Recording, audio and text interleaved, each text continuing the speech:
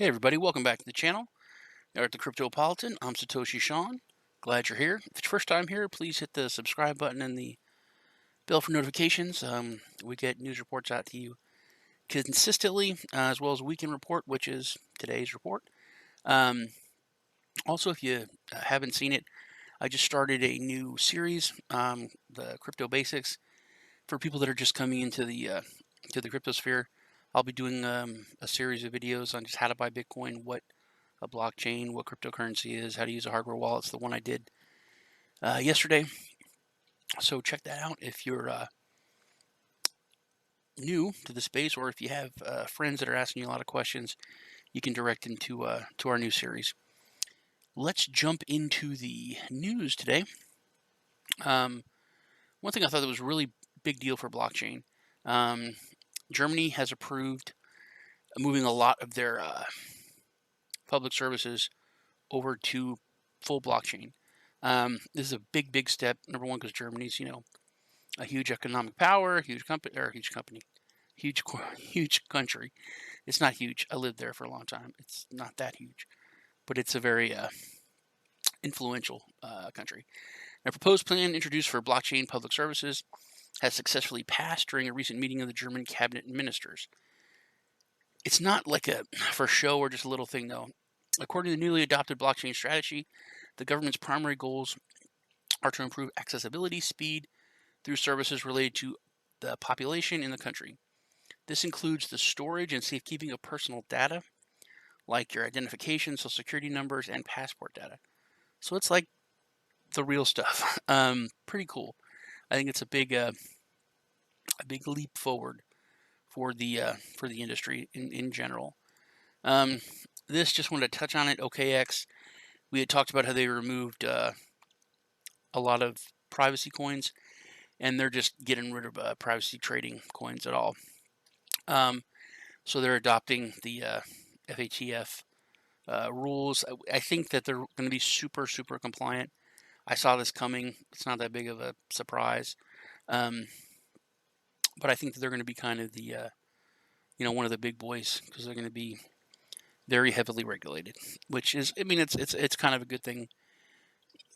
I guess those kind of things are necessary in the space, and as well as decentralized exchanges as well. Speaking of that, Binance US, I had talked about the launch a day or two ago, and I had mentioned that it wasn't in the story, but I had heard that there was going to be like 13 states that are not going to qualify, 13 major states. So this actually proves there are minor states. I'm talking to you, Rhode Island. But it says including Washington, which I actually hadn't seen that till now. But that was a surprise for me too. It's where, a lot of Silicon Valley and a lot of other technical center is, that they would ban it is a little bit odd. But after nationwide initiation, Binance is unavailable in 13 major states. New York, not a surprise. A lot of these are not that big a surprise. Alaska, a little bit. Louisiana is not. New York, definitely not. Texas. I knew I was going to be on there. It sucks.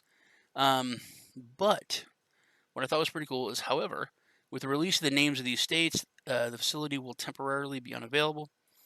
The chief executive officer of Binance, Catherine Cooley, ensures everyone that the exchange will not rest until all of the states are involved in it and are part of it. So that's a nice promise from them. Looking forward to it. There's just certain things that are only on Binance, and it's kind of a little bit tricky to go around it with using like a third-party site to access it. Like I forgot who I use. Oh my goodness, Coin Exchange, whatever, something like that. Where you go on there, it tells you all the different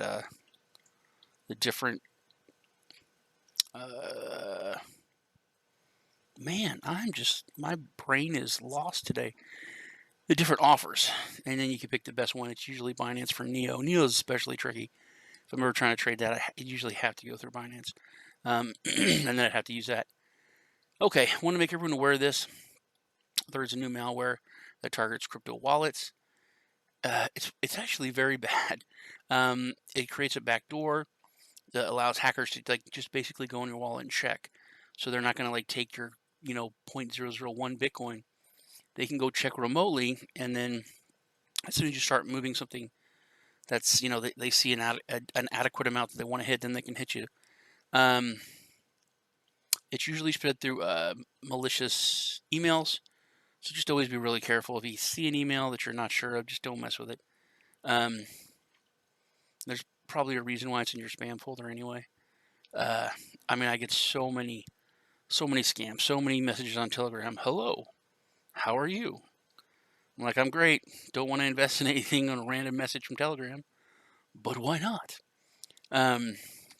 So basically, always buyer beware. Be careful. Make sure you're taking all the precautions that you should. It doesn't seem like a very big story, but there's a very big, pardon the expression, nugget of something I thought was really cool. It's the crypto, Bitcoin versus gold for the store value. Is Bitcoin the new digital gold? I think the big part, and there's, this is from the CEO of Barrick Gold, which is the largest gold mining company in the world. They're based out of Canada, but they have gold mines all over the world. And they, of course, said, digital currency, it's cool and all, but it's not gold. You can't touch it. The usual stuff that you hear from Goldbugs. But this person that is the COO of the chief operating officer of the biggest gold mining company in the world, they said this, admitting that cryptocurrencies are not going anywhere. Sooner or later, she added that the use of gold in adornment and electronics is what defines the value of gold. Not that big of a deal, but she said it's not going anywhere. They admitted that. And on the other hand, they admitted this. Another report recently revealed that the king of cryptocurrency, Bitcoin, alone is now among the top 3 investment assets, surpassing gold and falling just a little short of gold. So the fact that these die-hard, staunch gold bugs are actually softening and admitting just because they're kind of forced to, I think it's a really big deal. And when the word like this and stories like this get out amongst the no-coiners and the normals, it has a very big impact. This is when your nephews and nieces and cousins and people you've been just beating over the head with, you gotta listen to me, you gotta listen to me about cryptocurrency, you gotta listen to me about Bitcoin. When they start asking you, it's because of stuff like this. So this is a very positive thing. Kind of got me pumped. That's about it for today. Please crush that like button. It really helps me out. Hit me with a comment, and I will definitely get back with you. You guys take care. See you in the next video.